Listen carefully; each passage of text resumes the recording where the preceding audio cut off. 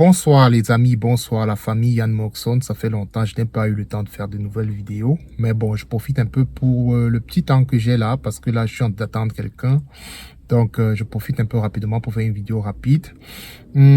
Sur un sujet sur un phénomène en plus, enfin, sur un phénomène que j'observe de plus en plus et qui me fait un peu réfléchir. Donc aujourd'hui, on va un peu parler des réfugiés ukrainiens qui arrivent en grand nombre ici en Europe en ce moment, notamment en Allemagne. Je pense que même dans d'autres pays européens aussi c'est le cas, mais je veux un peu beaucoup plus me spécifier sur le cas de l'Allemagne parce que je vis en Allemagne. Donc si tu es nouveau sur la chaîne, moi c'est Yann Moxon. Ici j'aborde des thèmes de société qui concernent les personnes afro en Occident et même les personnes aussi africaines qui vivent en Afrique. Mais bon, de toutes les façons, si tu te réclames d'origine africaine et que tu vis en Occident, sur cette chaîne, tu peux te retrouver à travers les thèmes que j'aborde. Donc, voilà, aujourd'hui, j'ai envie de parler, comme j'ai dit, des réfugiés ukrainiens qui arrivent en grand nombre actuellement en Europe. Donc, vous savez tous que depuis, je pense, le 24 février, la guerre a commencé en Ukraine. Donc, ce qui fait qu'il y a beaucoup de personnes qui ont fui la guerre et qui viennent se retrouver dans beaucoup de pays en Europe, notamment en Allemagne. Et ceci m'a fait penser dans les années 2015-2016, parce que je suis en Allemagne depuis un certain nombre de temps quand même, ça va bientôt faire 10 ans. Et j'ai vu en 2015-2016 l'avènement des réfugiés syriens. Il y avait beaucoup de réfugiés syriens qui arrivaient aussi en Allemagne dans les années 2015-2016. C'est vrai qu'entre-temps, il y a toujours des réfugiés qui viennent en permanence, mais l'afflux de réfugiés qui arrivaient, c'était en 2015-2016. Et aujourd'hui, nous sommes en 2022, donc à peu près 5-6 ans après. Ces réfugiés syriens, qui sont arrivés en grand nombre autrefois en Allemagne pendant que moi j'étais déjà là, ils se sont tous appropriés l'espace. Qu'est-ce que j'entends de l'appropriation de l'espace? C'est-à-dire qu'aujourd'hui, avant, en 2015-2016, il était très facile que quand vous marchez comme ça en Allemagne, par exemple, dans la gare, dans une gare, ou alors même tout simplement quand vous allez vous promener, il était toujours facile de distinguer qui était réfugié et qui n'était pas réfugié. C'est-à-dire qu'on pouvait voir des personnes, par exemple des Syriens dans les gares, en groupe, toujours en groupe, amassés. On pouvait voir des personnes qui avaient toujours une allure un peu très précaire. Donc, on ressentait qu'ils sont des personnes qui sont un peu perdues dans l'environnement dans lequel ils se retrouvent aujourd'hui. Et c'était très facile de les identifier juste par leur apparence. C'est-à-dire que c'était trop simple parce qu'ils étaient un peu perdus, on va dire. Mais aujourd'hui, 5-6 ans plus tard, ils se sont, comme je disais, tous appropriés de l'espace. Ils sont appropriés l'espace. Qu'est-ce que j'entends par approprier l'espace? C'est-à-dire qu'ils ont fait de cet environnement ici en Allemagne où ils sont venus un environnement agréable pour eux à vivre. C'est-à-dire que c'est ainsi que, par exemple, quand vous arrivez dans plusieurs villes aujourd'hui en Allemagne, il y a des restaurants syriens.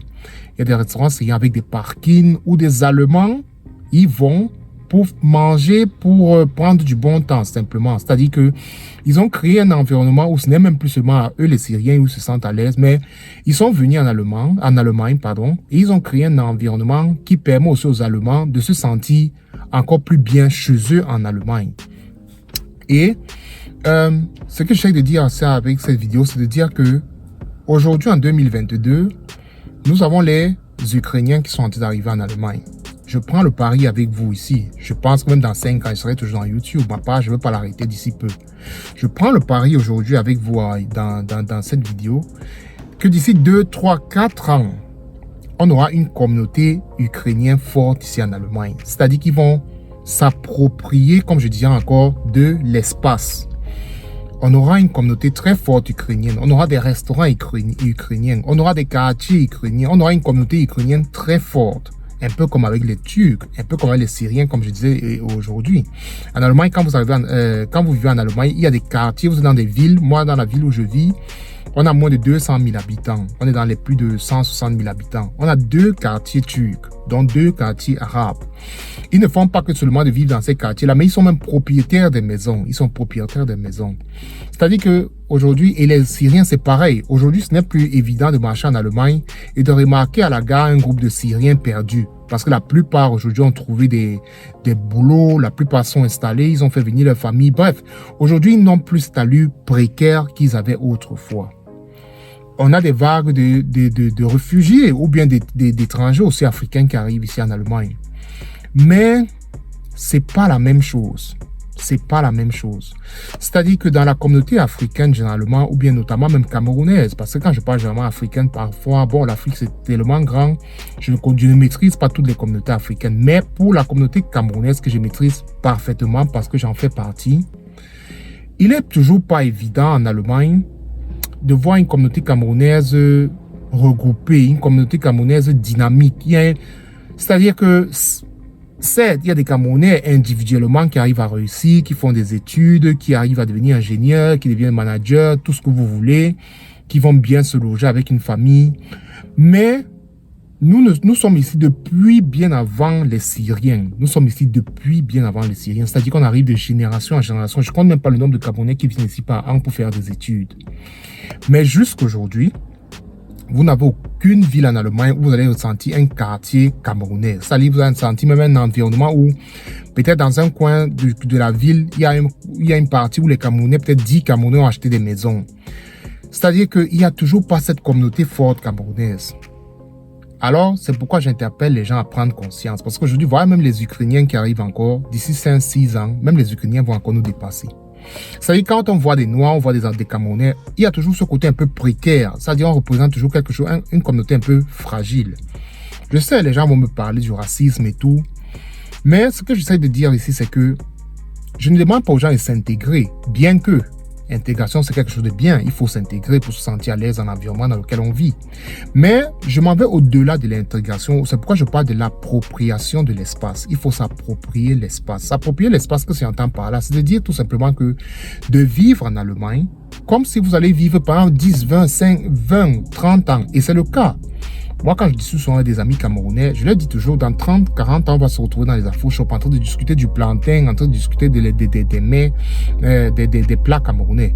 Et des plats qui seront vendus par des Chinois, des plats qui seront vendus par des Arabes. Et ça, c'est dommage. C'est dommage. Oui, on va me dire, je bavarde, qu'est-ce que moi je fais à mon niveau? Oui, moi aussi à mon niveau, pour ceux qui suivent ma chaîne, moi, à côté du travail, j'ai ma passion qui est le football. Je joue au football et aujourd'hui, je suis entraîneur de football. Dans ma ville, aujourd'hui, j'essaie de mettre sur pied une équipe africaine qui joue le championnat amateur que nous jouons. Mais même jusque-là, ça n'arrive toujours pas. On n'arrive toujours pas à... Il est toujours difficile de regrouper des Africains dans quelque chose qui pourra être plutôt favorable à eux-mêmes. C'est-à-dire qu'aujourd'hui, dans la ville où je vis, à Oldenburg, on a des championnats amateurs pour tous ceux qui vivent en Allemagne. Vous savez qu'il y a toujours plein de championnats amateurs.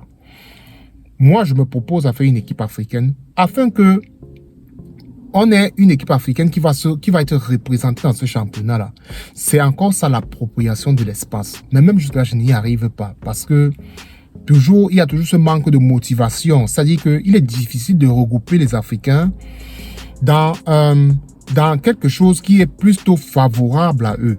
Vous allez voir, comme je parlais des Syriens, à travers les restaurants, à travers les ventes des voitures, à travers l'entrepreneuriat, ils se sont regroupés. Aujourd'hui, ils sont plus visibles ils ne sont plus du tout visibles parce qu'ils sont tout simplement imprégnés de la société et ils ne sont plus visibles.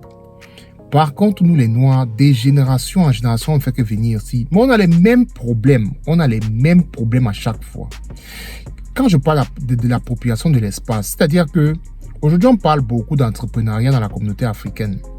On bavarde beaucoup. C'est vrai, il y a certaines personnes qui se démarquent avec ça. Mais je pense qu'une fois qu'on s'approprie l'espace, ça devient quand même plus facile de faire de l'entrepreneuriat. Je prends un exemple tout simple, tout court.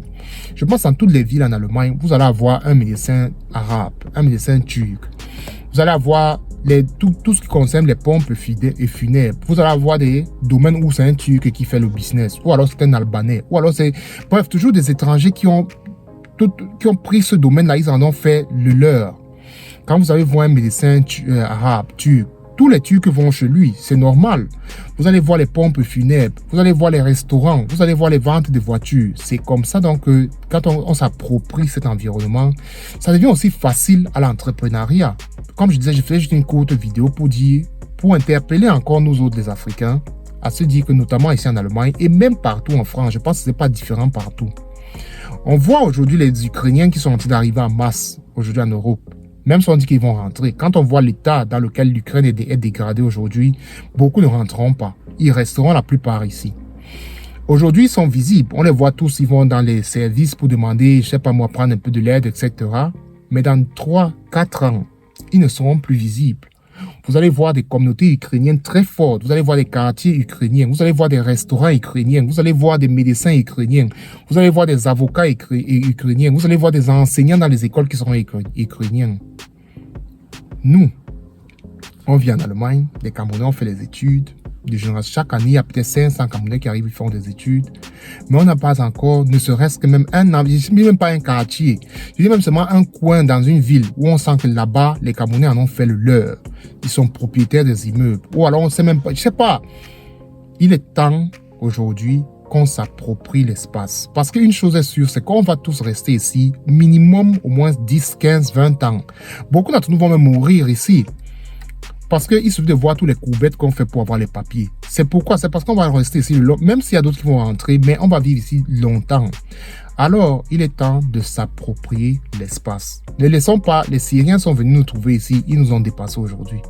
Aujourd'hui, voilà les Ukrainiens qui arrivent encore ici, même encore, ils vont nous dépasser. Donc, les gars, approprions-nous l'espace. Moi, je fais déjà à mon niveau. J'ai mon équipe de football que j'essaye de faire. Même si ça ne marche pas, je ne laisse pas tomber. Si toi, tu es médecin camerounais, essaie aussi de regrouper autour de toi aussi d'autres Camerounais.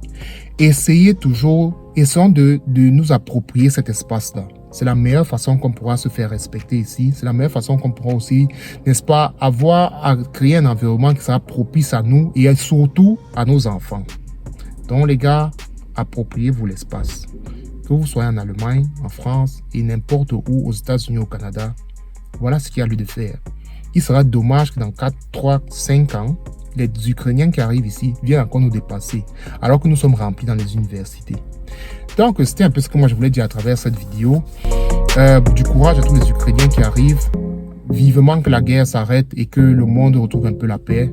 Donc, sur ce, je rentre au boulot. C'était Yann Moxon, votre YouTuber. Ciao.